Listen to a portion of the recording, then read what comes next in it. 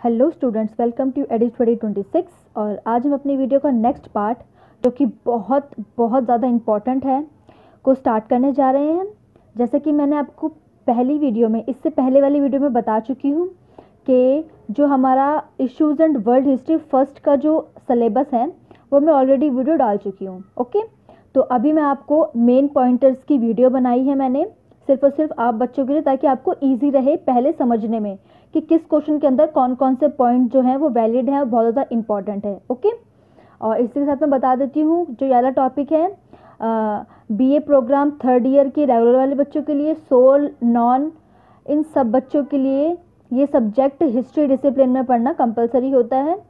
और इसके अलावा इश्यूज एंड वर्ल्ड हिस्ट्री के अलावा वो बच्चे दूसरे सब्जेक्ट भी चूज़ कर सकते हैं, जो कि है culture transformation in early modern Europe और कैपिटलिज्म एंड कॉलोनियलिज्म। और ये सब जो है वो फर्स्ट पार्ट होंगे। इसमें से मैंने सबसे पहला टॉपिक लिया है इश्यूज एंड वर्ल्ड हिस्ट्री, उसका मैं सिलेबस ऑलरेडी डाल चुकी हूँ। और अब हम बढ़ते हैं इसके मेन पॉइंट्स की तरफ। ओके, तो बिना टाइम वेस्ट किए वीडियो स्टार्ट करते हैं। देखिए बच्चा, मैंने आप लोगों के लिए जो है ना क्वेश्चन पेपर यहाँ पर डाला है, ठीक है।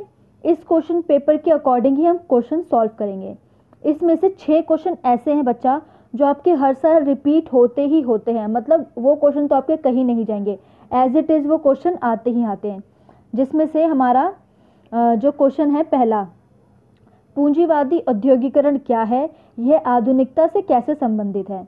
तो देखिए, आपको चाहे इसको अलग अलग पूछा जाए, कि जैसे कि पूंजीवाद औद्योगिकरण पूछ लिया जाए या फिर आधुनिकता पूछ लिया जाए, अगर इन दोनों टॉपिक्स को अलग अलग भी पूछा जाएगा तब भी आपको ये श्योरिटी है कि ये टॉपिक तो आपका आना ही आना है, कंपलसरी है। ओके, तो फिर मैंने इस वाले क्वेश्चन को जो है जोड़कर लिख दिया है ताकि आप बच्चों को जो है वो आसानी हो। तो अभी मैं आपको इसके मेन पॉइंट्स बता देती हूँ। देखिए, इसका पहला पॉइंट है पूंजीवाद की परिभाषा और औद्योगिकरण की परिभाषा, ठीक है। थर्ड पॉइंट है पूंजीवादी औद्योगिकरण के चरण। फोर्थ पॉइंट है पूंजीवादी औद्योगिकरण की अवधारणाएं। ओके, फिफ्थ पॉइंट है साम्राज्यवाद पूंजीवादी औद्योगिकरण की देन, यानी कि साम्राज्यवाद जो है ना वो पूंजीवादी औद्योगिकरण की देन है, ठीक है। बट आप लोगों को ना मैं जब मैं ब्रीफ बता रही हूँ, जब मैं डिटेल में बताऊंगी ना, तब मैं आप बच्चा को सब कुछ जितने भी वर्ड्स है ना, पूंजीवाद, औद्योगिकरण, साम्राज्यवाद, साम्यवाद, आधुनिकता, इन सबको बहुत अच्छे से एक्सप्लेन कर दूंगी। ओके, मैं आपको मोटा मोटा बता देती हूँ क्योंकि मुझे लगता है कि आपको जानना बहुत इंपॉर्टेंट है कि साम्राज्यवाद क्या होता है।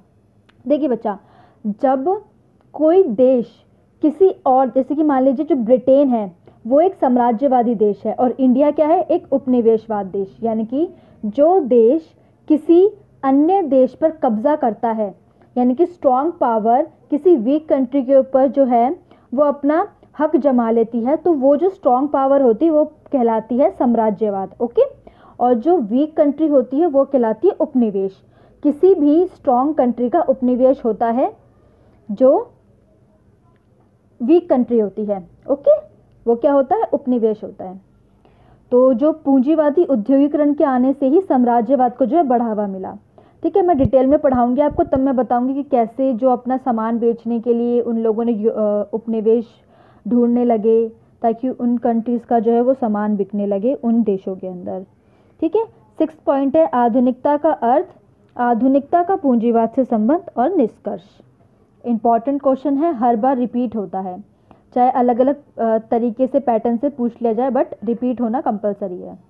सेकेंड क्वेश्चन है हमारा, प्रथम विश्व युद्ध के कारणों का विश्लेषण कीजिए। यह आपका बहुत इंपॉर्टेंट क्वेश्चन है। इसके अंदर से मतलब ये क्वेश्चन तो आपको कहीं नहीं जाने वाला, या तो प्रथम विश्व युद्ध के कारण आते हैं या फिर प्रथम विश्व युद्ध के जो है वो परिणाम आते हैं, ठीक है। तो अभी हम कारण के जो है वो मेन पॉइंट्स देख लेते हैं कौन कौन से हैं। तो प्रस्तावना, जो कि आपकी मर्जी आप लिख सकते हैं, ठीक है।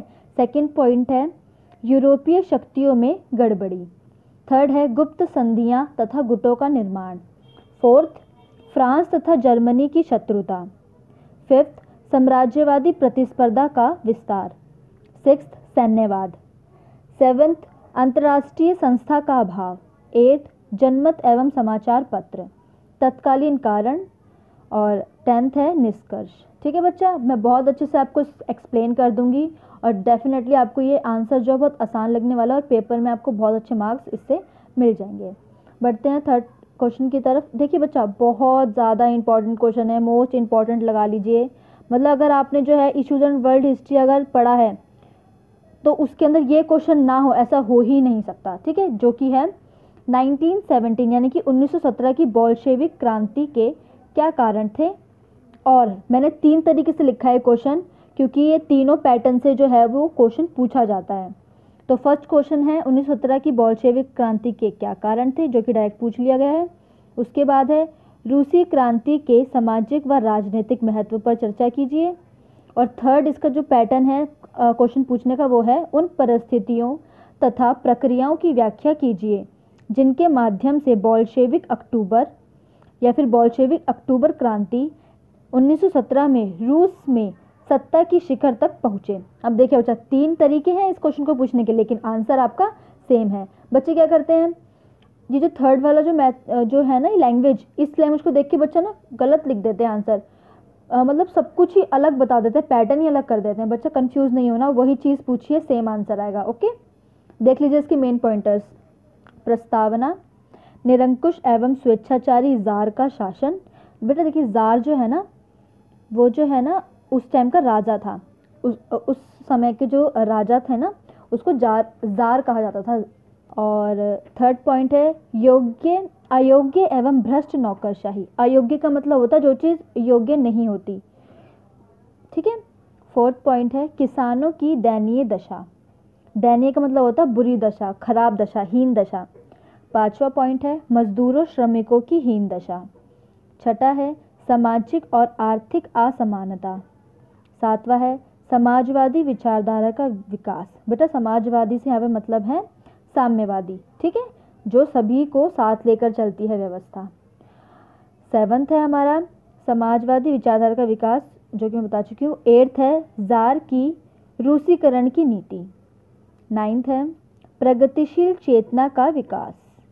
10th है रूस जापान युद्ध 1904-1905। 1905 की क्रांति 11वां पॉइंट है हमारा। 12वां पॉइंट है तत्कालीन कारण और फिर है हमारा निष्कर्ष। ठीक है, हमारा क्वेश्चन नंबर 4 है 1917 की बोल्शेविक क्रांति ने रूसी इतिहास के साथ साथ विश्व इतिहास को किस प्रकार प्रभावित किया। अब देखिए अच्छा, ये जो क्वेश्चन है थर्ड वाले क्वेश्चन से हटके है।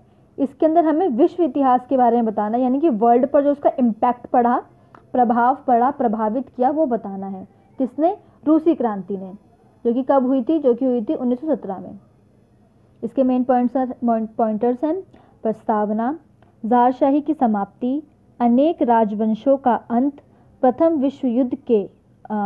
विश्व युद्ध से रूस का हटना, समाजवादी विचारधारा का प्रचार, उपनिवेशवाद से मुक्ति, विश्व का 2 वैचारिक गुटों में बंटना, आर्थिक समानता, रूस का आर्थिक व औद्योगिक विकास, नियोजित अर्थव्यवस्था का विकास, किसानों और मजदूरों के जीवन स्तर में सुधार, वर्ग भेद की समाप्ति, धर्मनिरपेक्षता को बढ़ावा, महिलाओं की स्थिति में परिवर्तन, विश्व पर प्रभाव, निष्कर्ष। ठीक है बच्चा, इसके जो ये 16 पॉइंट है, मतलब 15 मेन पॉइंट्स और एक निष्कर्ष है, मैं आपको बहुत अच्छे से डिटेल में एक्सप्लेन कर दूंगी हमारी नेक्स्ट वीडियो के अंदर। ओके, मतलब जब ये वाला क्वेश्चन का जो टर्म आएगा, इस वाले क्वेश्चन जब बारी आएगी तो मैं बहुत अच्छे से जो है वो आपको एक्सप्लेन कर दूंगी। हमारा 5th क्वेश्चन है सन 1929 की महान आर्थिक मंदी के कारणों की व्याख्या कीजिए। बेटा ये भी बहुत मोस्ट इंपॉर्टेंट लिख लीजिएगा इसको, ये मोस्ट इंपॉर्टेंट क्वेश्चन है आपका। महान आर्थिक मंदी, जिसे ग्रेट डिप्रेशन भी कहा जाता है। ठीक है, इसके बारे में इसके जो मेन पॉइंटर से देख लीजिए। प्रस्तावना, विश्व युद्ध से उत्पन्न परिस्थितियाँ, उद्योगों का यंत्रीकरण। यंत्रीकरण का मतलब होता है जो टेक्नोलॉजी होती है ना, मशीनीकरण, उसे कहा जाता है यंत्रीकरण।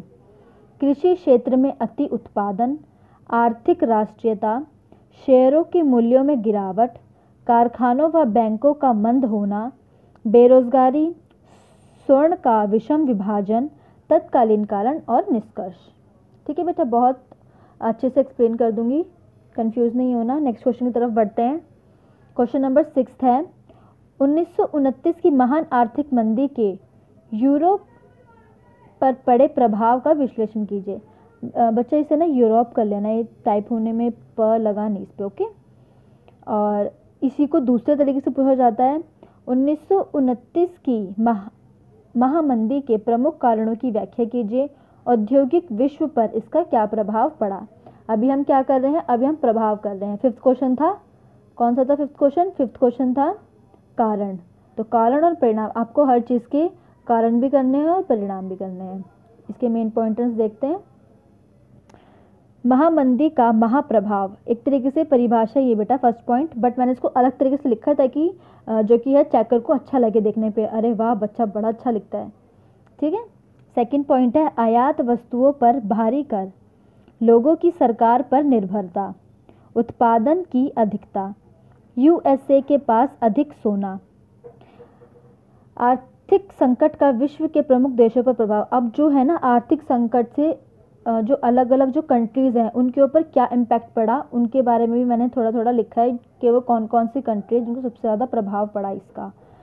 जर्मनी पर प्रभाव, ब्रिटेन पर प्रभाव, फ्रांस, रूस, America, Australia, Canada, France, Chile, Bolivia और पेरू पर प्रभाव। अन्य महत्वपूर्ण तथ्य और निष्कर्ष। महान आर्थिक मंदी के प्रभाव और कारण बच्चा दोनों अच्छे से करना, शीत युद्ध के कारण प्रभाव दोनों अच्छे से करना, ओके। बहुत इंपॉर्टेंट क्वेश्चन है, हर बार पूछा जाता है। बढ़ते हैं नेक्स्ट क्वेश्चन की तरफ, जो कि हमारा सेवंथ, जर्मनी में नाजीवाद के उदय के कारण। बेटा देखिए जर्मनी में नाजीवाद बहुत इंपॉर्टेंट, बेटा देखिए सभी इंपॉर्टेंट है और मैंने इंपॉर्टेंट क्वेश्चन को ही जो है वो उठाया है। जो ये वाला क्वेश्चन पेपर है ये 2017 का है और ये एक लौता ऐसा क्वेश्चन पेपर जो हर क्वेश्चन पेपर से जो है वो लिंक करता है, इसलिए टीचर्स भी ज़्यादातर जो है इसी क्वेश्चन पेपर की प्रिपरेशन कराते हैं, ठीक है। तो इसके मेन पॉइंटर्स देखते हैं सेवंथ क्वेश्चन के। प्रस्तावना, वर्साई की संधि, वाइमन रिपब्लिक ने वर्साई की संधि पर हस्ताक्षर किए, जेल से आने के बाद हिटलर को मिली लोकप्रियता। देखिए जो फोर्थ पॉइंट है ना ये बहुत इंटरेस्टिंग होगा जब आप पढ़ेंगे, आपने हिटलर के बारे में इतना कुछ सुना होगा, ठीक है। तो मैं आपको बहुत बढ़िया बढ़िया चीज़ बताऊंगी हिटलर के बारे में। थोड़ा सा बता देती हूँ, जब हिटलर जेल में था ना तो उसने ना बुक लिखी थी और जब वो बुक पब्लिश हुई तो वो बहुत ज़्यादा फेमस हो गया था, ठीक है। तो सस्पेंस बना के रखते हैं, जब क्वेश्चन करेंगे तब आपको डिटेल में बताऊंगी, ओके। फिफ्थ पॉइंट है आर्थिक मंदी का प्रभाव। 1933 में हिटलर जर्मनी का चांसलर बना। एनविलिंग एक्ट। आठवां है छोटे देशों पर हमला, सभी निर्णय वर्साई की संधि के विरुद्ध, हिटलर का व्यक्तित्व, कम्युनिज्म का खतरा, रूस पर हमला एक बड़ी गलती, निष्कर्ष, ठीक है। हमारा एट्थ क्वेश्चन है इटली में फांसीवाद के उदय के कारणों की विवेचना कीजिए, और इसी को दूसरे तरीके से भी पूछा जाता है। फांसीवाद क्या है? इटली में फांसीवाद के उदय के लिए मुसोलिनी किस हद तक जिम्मेदार था? ठीक है बेटा, जो ये मुसोलिनी है ना ये बहुत इंपॉर्टेंट है फांसीवाद के उदय में, तो जब वीडियो बनाऊंगी इस वाले क्वेश्चन के ऊपर तो बेटा ध्यान से सुनना, बहुत इंपॉर्टेंट क्वेश्चन है। जर्मनी के बारे में पढ़ना है, इटली के बारे में पढ़ना है। जर्मनी के अंदर किस चीज़ का उदय हुआ था? नाजीवाद का। और आपका इटली के अंदर किस चीज़ का उदय हुआ था? फांसीवाद का। ओके, ध्यान रखना। बढ़ते हैं इसके मेन पॉइंट्स की तरफ। 8th क्वेश्चन के प्रस्तावना, इटली की जनता में असंतोष, आर्थिक दुर्दशा, समाजवाद का प्रचार, राजनीतिक दलों में एकता का अभाव, सरकार की योग्यता एवं आलस्य। बेटा यहाँ पे सरकार की अयोग्यता आएगा, ठीक है, आ लगा देना और अयोग्यता, ठीक है, और एवं आलस्य और निष्कर्ष। बढ़ते हैं नेक्स्ट क्वेश्चन की तरफ जो कि है 9th। क्या आप इस बात से सहमत हैं कि तुष्टीकरण की नीति द्वितीय विश्व युद्ध के लिए जिम्मेदार थी? ये क्वेश्चन ठीक है, क्वेश्चन पेपर में था इसलिए मैं करवा रही हूँ, बाकी इतना इम्पोर्टेंट नहीं है, बट फिर भी आपके लिए हर बार जो है रिपीट, मतलब 2 साल में 3 साल में रिपीट हो जाता है। तो इसके मेन पॉइंटर्स देख लीजिए आप। प्रस्तावना, वर्साई की संधि, सामूहिक सुरक्षा की विफलता, निशस्त्रीकरण की विफलता, विश्व आर्थिक संकट, रोम बर्लिन टोक्यो दूरी, राष्ट्रीय अल्पसंख्यकों की समस्या, राष्ट्रीय संघ की विफलता, ब्रिटेन की तुष्टीकरण की नीति, तत्कालीन कारण, तत्कालीन कारण के अंदर पोलैंड पर जर्मनी का आक्रमण पढ़ेंगे हम, और निष्कर्ष। ठीक है, बढ़ते हैं नेक्स्ट क्वेश्चन की तरफ। 10, इसके अंदर बेटा आपको किन्हीं भी 4, 5, 6 ऑप्शन मिल सकते हैं, उनमें से आपको 2 पर जो है वो संक्षिप्त में टिप्पणी लिखनी होती है, यानी कि बिल्कुल अच्छे से एक्सप्लेन करना होता है। पहला पॉइंट है वर्साई की संधि के बारे में बताना है, लीग ऑफ नेशन के बारे में बताना है, दांडी मार्च, साम्राज्यवाद और सर्वनाश। इन मतलब इन जो ये जितने भी 5 पॉइंट है इनके बारे में आपको एक्सप्लेन करना है। ठीक है, तो इसके कोई मेन पॉइंटर्स नहीं है, ये बहुत मतलब आपकी मर्जी है। अगर आपको इन टॉपिक्स के ऊपर भी जानना है तो आप कमेंट में बता सकते हैं, मैं इनके भी क्वेश्चन बना के आपको समझा दूंगी, आंसर दे दूंगी मैं आपको। बाकी जो ये 9 क्वेश्चन हैं जो कि हिस्ट्री के अंदर बहुत ज़्यादा इम्पॉर्टेंट है इस वाले टॉपिक को लेकर, तो मैं धीरे धीरे करके एक एक करके सभी जो क्वेश्चन को एक्सप्लेन कर दूंगी डिटेल में। ठीक है, और अगर आपकी कोई डाउट हो तो आप मुझे कमेंट बॉक्स के अंदर बता सकते हैं, मैं आपको एक्सप्लेन करूंगी, और या फिर आप मेरी जो है वो मेल आईडी पर मुझे मैसेज कर सकते हैं। अगर आपको मेरी वीडियो अच्छी लगी तो मेरी वीडियो को लाइक करें, मेरे चैनल को सब्सक्राइब करें, और आने वाली वीडियो की नोटिफिकेशन पाने के लिए बेल आइकन को प्रेस ज़रूर कर दें। Thank you so much.